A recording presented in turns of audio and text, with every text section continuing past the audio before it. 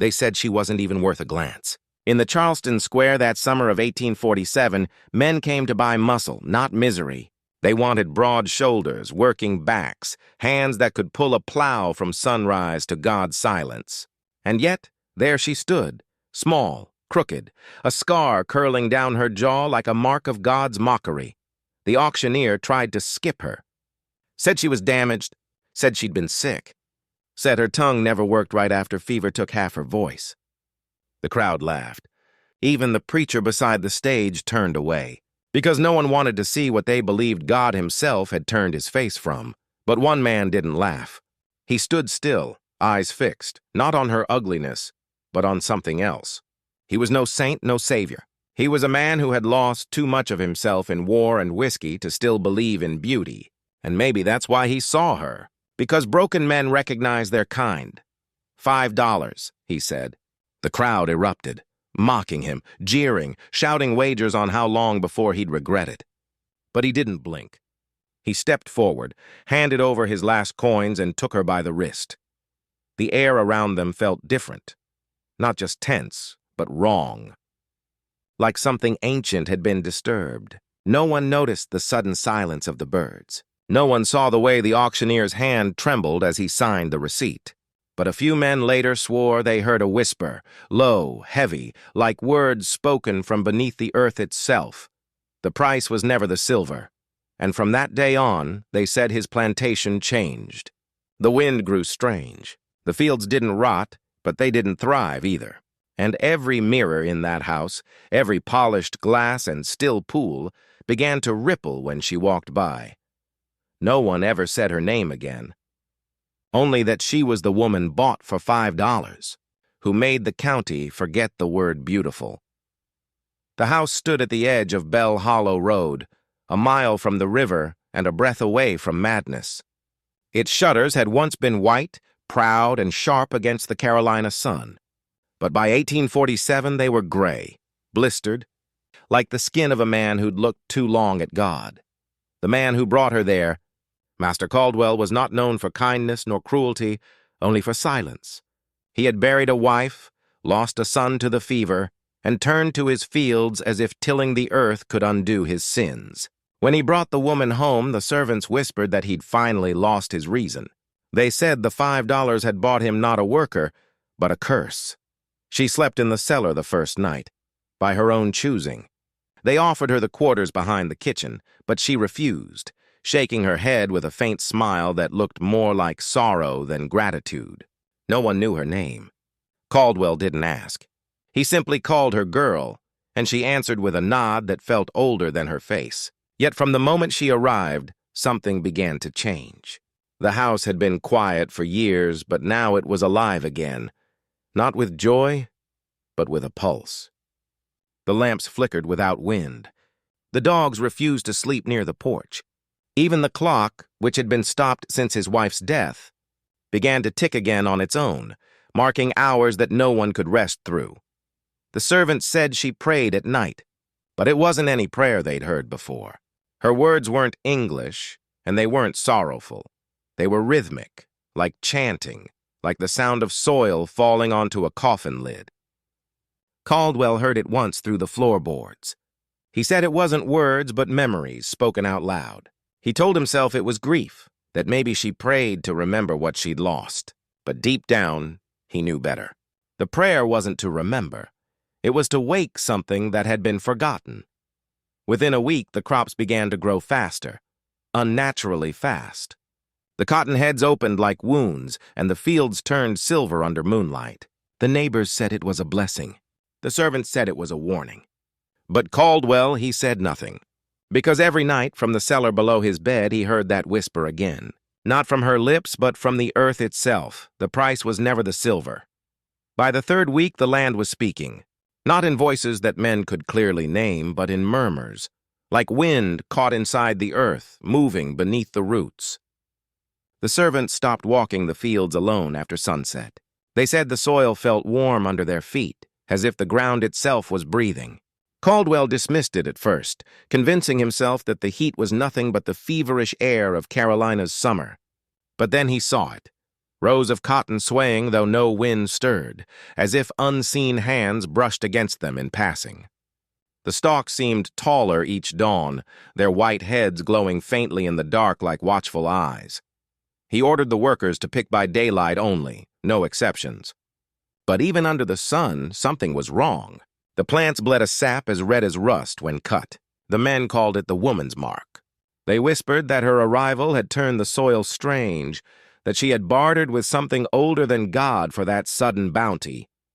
And when the overseer, drunk and cruel, tried to make her speak, demanding to know what she'd done, she only looked up from her washing and smiled. Not in defiance, not in fear. It was the kind of smile you'd see in a graveyard. Quiet, knowing, final. That night the overseer vanished. His horse came back without him, saddle torn, reins soaked in mud. They searched the woods, the riverbanks, the marsh. Nothing. Only silence. And that whisper again. It came with the crickets, threading through their songs. The price was never the silver. Caldwell heard it while standing on the porch, staring toward the horizon. He told himself it was just his mind playing tricks, the echo of guilt in a lonely man's skull. But when he looked down, he saw prints in the dirt. Not of men, but of something walking on hands. After that, the servants refused to tend the lower fields.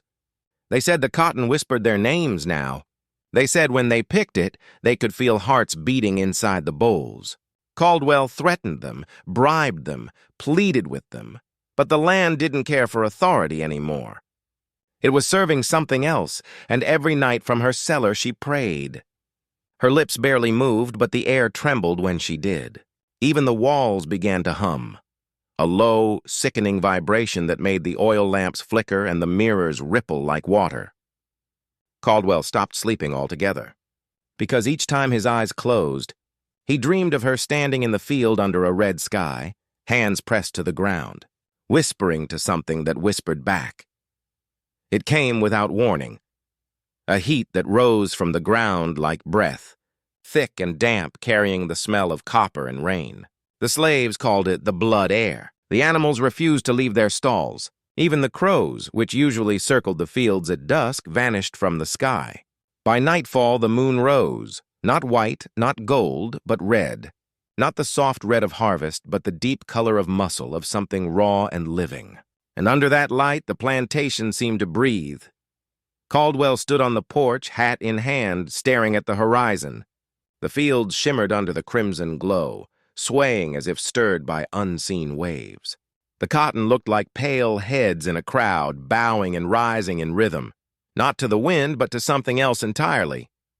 The woman, the one he'd bought for $5, stepped from the cellar without a sound. No shoes, no lantern, just that same calm expression, as if she'd been waiting for this night her whole life. She walked toward the fields, her figure swallowed by red mist. Caldwell called after her, but his voice broke halfway through her name, though he had never spoken it. Something in his throat refused to let it pass. He followed her only to the edge of the porch. Beyond that, the earth looked wrong. It pulsed, like skin covering a giant heart. The air vibrated so low it rattled his teeth. The servants watched from the windows. They said she knelt among the rows and pressed her palms to the soil. Then the whisper came again, louder this time, almost words, almost human. The price was never the silver. The sound rolled through the house, bending the glass, making the timbers moan. And for a moment, everything stopped. The crickets, the night breeze, the ticking clock. The world seemed to hold its breath. Then came the screams. Not hers, the field hands. They said the ground split open beneath them, that the roots wrapped around their legs like snakes, pulling them down. Caldwell ran toward the noise, but each step felt heavier than the last, as if the earth were holding him back. When he reached the field, there was no one there. Just rows of cotton swaying gently in the red light, and the woman standing among them, her eyes black and wide, her hands drenched in that same red sap. She looked at him, and for the first time, she spoke. The words were hoarse, broken, dragged through years of silence, yet clear enough to carve through him like a blade. You planted us wrong. Then she smiled, that graveyard smile, and the red moon began to fade, leaving behind a silence thicker than the night itself. By morning, the fields were still. No birds sang, no breeze moved through the trees. The only sound was the slow drip of dew sliding down the cotton stalks, though it wasn't dew. It was thicker, darker, and smelled faintly of iron. When the first worker dared step into the rows, he dropped his basket and ran. Caldwell found him shaking behind the smokehouse, his eyes wide, mumbling the same phrase over and over. "They're not plants anymore." The cotton had changed. The bolls, once soft and white, were now gray, and when touched, they pulsed. Small rhythmic movements beneath the fibers like something breathing inside. One opened as Caldwell watched, splitting clean down the middle. Inside was not seed nor fiber, but flesh, soft, pink, and wet like the inside of a cheek. He stumbled back, bile rising in his throat. The others refused to look, crossing themselves, muttering prayers to a god they feared had stopped listening. He ordered the fields burned. Every stalk, every root, every sign of the night before. But when they struck the torches, the flames wouldn't take. The fire hissed, sputtered, and died as if the soil itself rejected it. The woman stood at the edge of the field, watching. Her expression didn't change. She said nothing, only stared at him with that same quiet knowing. That night, he dreamed again. In the dream, the field stretched forever, and every bowl opened like an eye. From the centers grew small, twisted figures, not plants, not people, but something between. They reached for him, their fingers pale and long, whispering in 1,000 voices, "You planted us wrong!" He woke, drenched in sweat, his hands bleeding though he didn't know why. At dawn, he went to confront her. He found her by the well, humming that strange melody, the one that made the air thrum like a string pulled too tight. He demanded answers, what she'd done, what she wanted, who she really was. She looked at him, calm and steady, and spoke softly, almost tenderly. "The field remembers what men forget," she said. "You buried your sins here and thought they'd stay quiet. But the earth doesn't forget. It grows what it's fed." Then she turned away, dipping her hands into the well water that had begun to shimmer, red beneath the morning sun. That was when Caldwell understood. The land was no longer his. It had never been, and the thing he'd bought for $5 wasn't a woman at all. It was the debt collector. The first name came at dusk. It drifted through the fields like smoke, soft, breathless, impossible to trace. Caldwell thought it was the wind until he heard the second and the third. Each name carried weight, as though spoken by something that had known the person too intimately to ever forget them. The servants refused to speak after dark, whispering that the cotton now had tongues. They said when the bowls swayed, you could hear the voices of the dead, not crying, but calling roll. Caldwell tried to ignore it. He tried to drown it with whiskey, with prayer, with the sound of his own boots crushing the soil. But the names didn't stop. They grew louder, clearer, until one night he heard his wife's name, spoken perfectly, with her exact inflection, her slight southern drawl, the way she used to say her own name when teasing him in softer times. He froze in the hall, listening. Then came his sons, and then came one more. A name he didn't recognize. That name, it made the house go cold. The lamps flickered. The dogs began to wail. And from the cellar came the sound of water dripping, though there were no pipes, no leak, no rain. He went down the steps with a lantern, each footstep creaking like it was trying to warn him to turn back. When he reached the bottom, the woman was there, sitting in the dirt, hands folded, staring at the wall.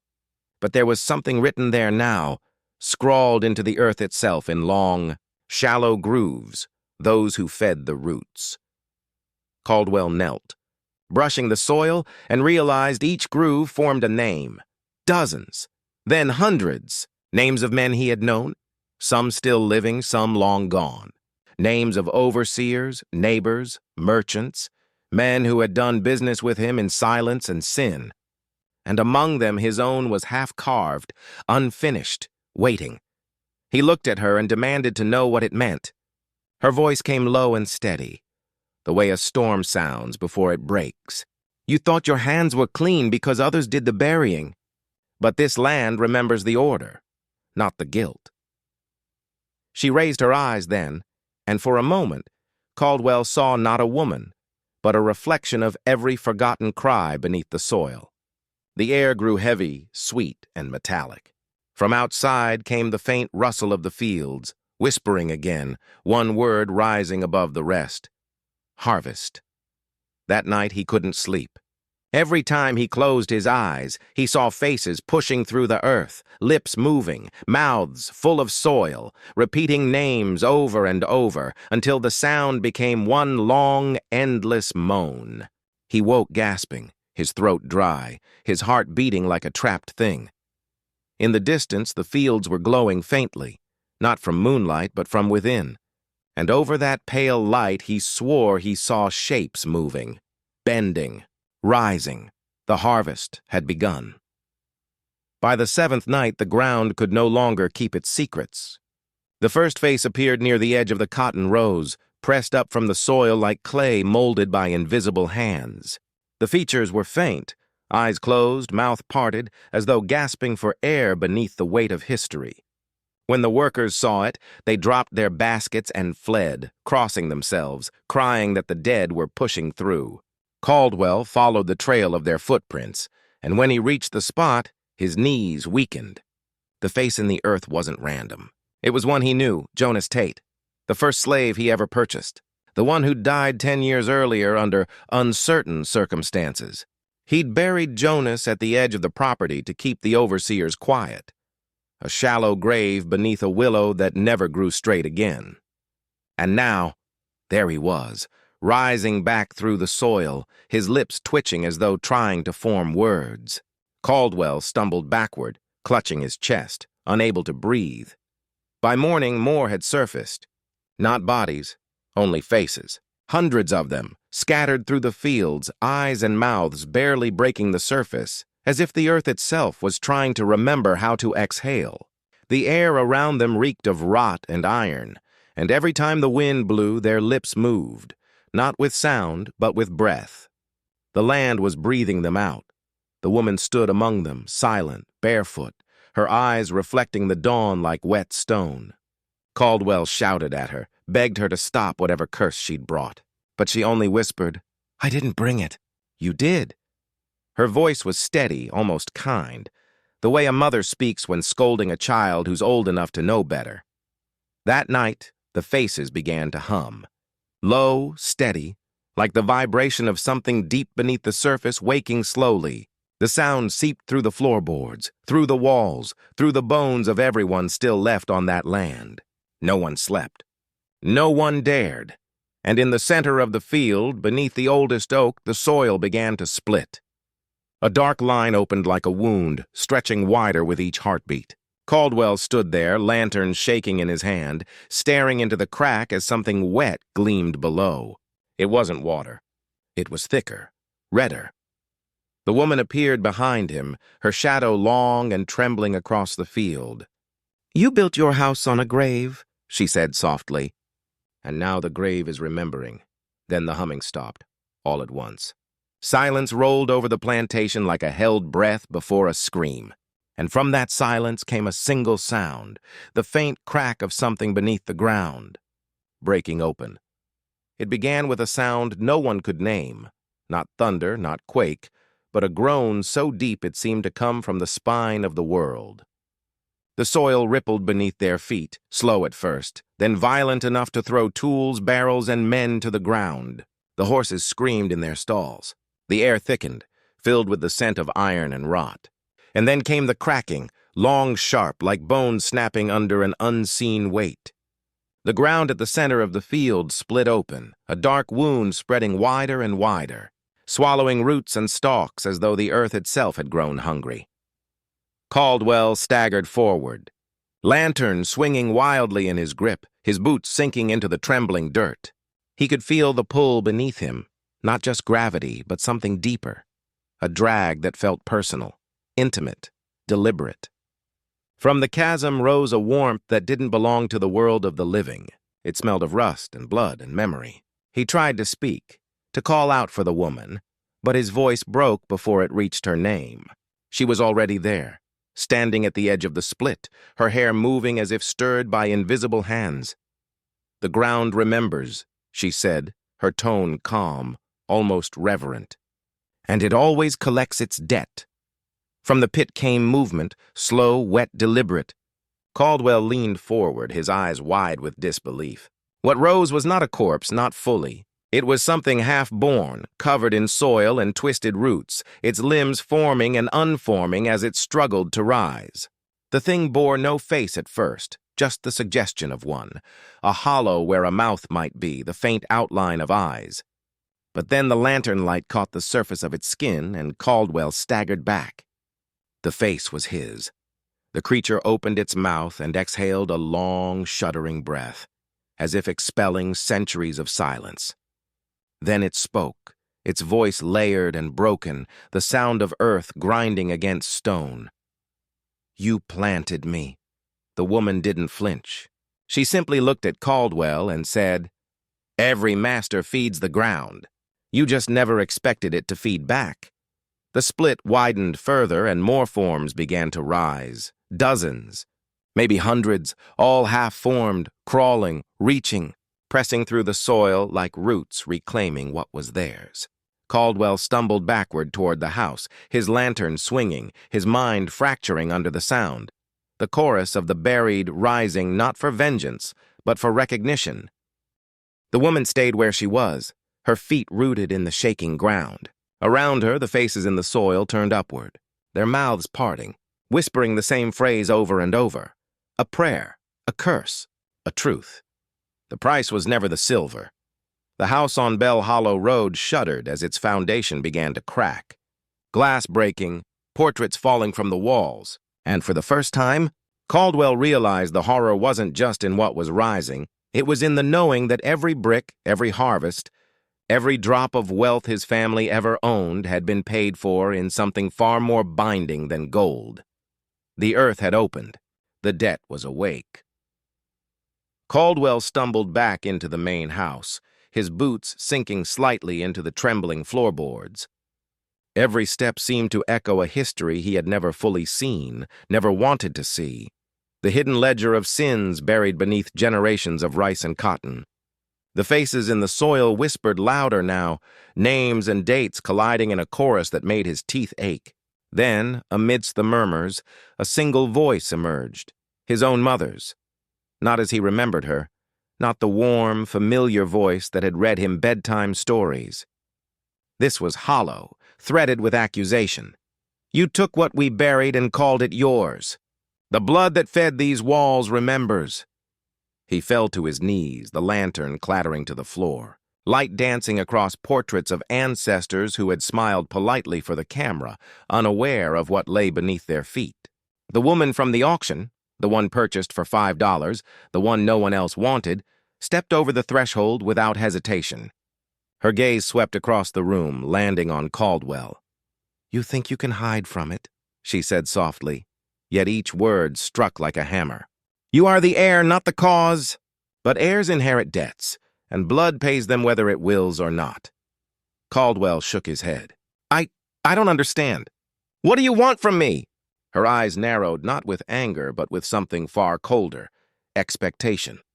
The plantation was built on silence, on fear, on obedience. Each generation buried a secret so deep that even your books, your account ledgers, your church could not account for it. And still the soil holds the record. "Do you hear it now?" He did.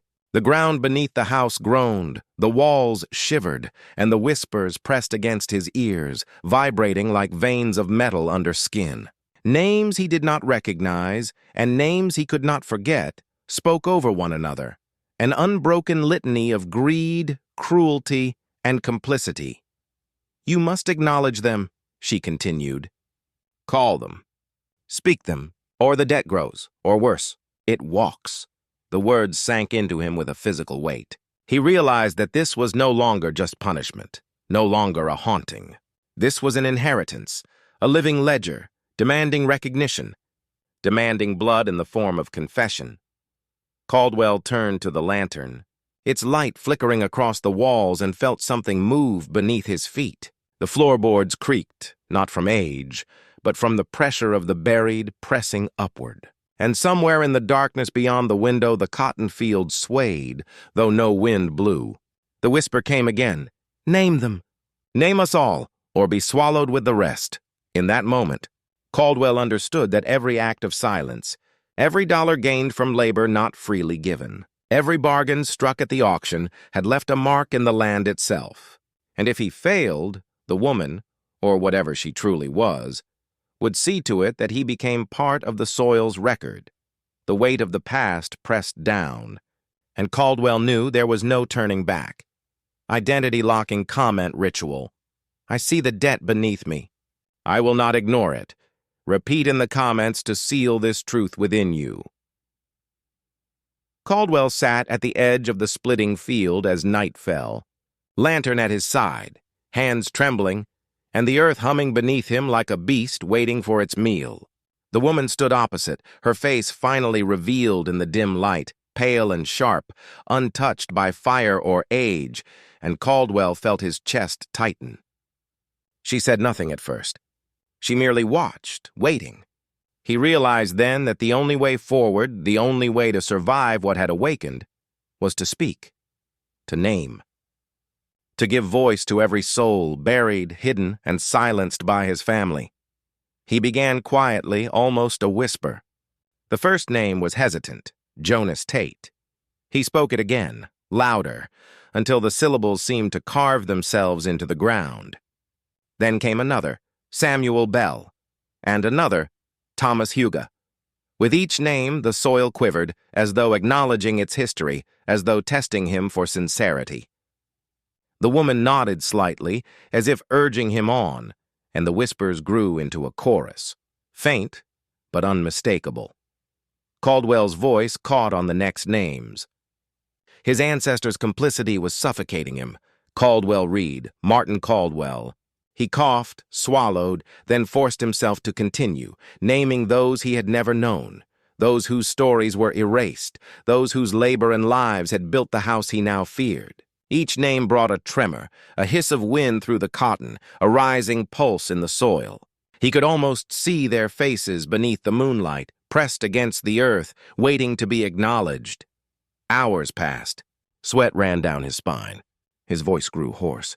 Yet he continued, driven by terror and necessity, until the list had no gaps, no hesitation, no silence between names. The chorus beneath him rose in resonance, a low, vibrating sound that made the lantern flicker violently. Then, for the first time, he sensed a shift. The ground stilled. The wind held. The cotton swayed gently as if in reverence, not violence. The woman stepped closer. Her voice was calm, precise. You have spoken truth. You have named them. The land will remember that, and it will honor the recognition. She paused, then added, almost a whisper meant only for him. But this is only the beginning. Heirs of silence must do more than speak. They must carry it, live it, and ensure it is never forgotten again.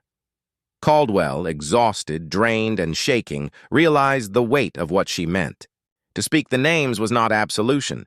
It was initiation into a truth too vast, too terrible for ordinary understanding, a truth that would follow him to the end of his days, and through the bloodline that would carry it after him. As you process this, subscribe and comment your location. Let the ritual begin. I see the debt and I speak the names. I acknowledge the buried. Repeat in the comments to seal this truth within you. Caldwell returned to the house under a sky so dark it felt pressed against his chest. The moon, a pale eye, watching him tremble across the veranda. The wind had dropped, leaving a stillness so complete it pressed on the ears, making the rustle of leaves and the distant hum of the soil beneath unbearable in its absence. The house seemed different, heavier, more alive, as though it had been waiting for him to name the buried. And now it breathed. Shadows stretched across the polished floorboards, not cast by the lantern, but moving of their own volition. Chairs scraped without hands, doors opened slightly, then slammed shut, and the portraits of Caldwell's ancestors seemed to twitch, heads tilting just enough to follow him with eyes that weren't painted, but alive. Every step he took was mirrored by a shadow that moved independently, hovering just behind, circling, pressing closer with silent insistence. The woman entered behind him, silent, the air shifting with her presence. "You've done what few dare," she said softly, her voice cutting through the tension. "But the house remembers differently than the soil. The foundation keeps its own ledger. The debt in these walls, it will test you." Caldwell froze, the lantern light trembling in his hands as a cold draft pressed against his spine. A sound came from the stairs, soft, deliberate footsteps, though no one ascended. He turned, heart pounding. A shadow rose along the railing, and not his own. It had shape, yes, but was fluid, flickering in and out of definition, and from its mouth a whisper emerged. "You have seen the ground. Now see the debt above." Objects began to move. A silver candlestick jumped from the mantel, spinning, then stopped inches from Caldwell's face. Books toppled from shelves, their pages flipping, as if searching for something buried in words long forgotten. The air carried murmurs. Ancestors' voices again, layered, accusing, demanding acknowledgement, yet now directed toward the living house. As if the building itself held memory and wrath, Caldwell sank to his knees, shaking. Why? Why does it continue? The woman's gaze was steady, unwavering. Because recognition alone does not end this. You name the buried, but the living must witness. Every wall, every floorboard, every door holds the imprint of complicity. They speak through it now, demanding presence, demanding reckoning. A shadow slid across the veranda, pooling at his feet. From within it, the floorboards seemed to pulse like skin. And as Caldwell looked closer, he saw faces, distorted, half-hidden, pressed into the wood. Some familiar. Some he had not yet spoken aloud. And they whispered together, a chorus, warning and guiding. "Remember us. Protect what is left, or be consumed with what you buried." Caldwell realized then that the debt was no longer beneath his feet alone. It had risen, crawling through the very walls of the plantation, and nothing within Magnolia Bend would remain untouched. Identity-locking comment ritual, "I see the debt above and beneath." I will not ignore it. Repeat in the comments to seal this truth within you. Subscribe and leave your location to anchor the ritual in reality.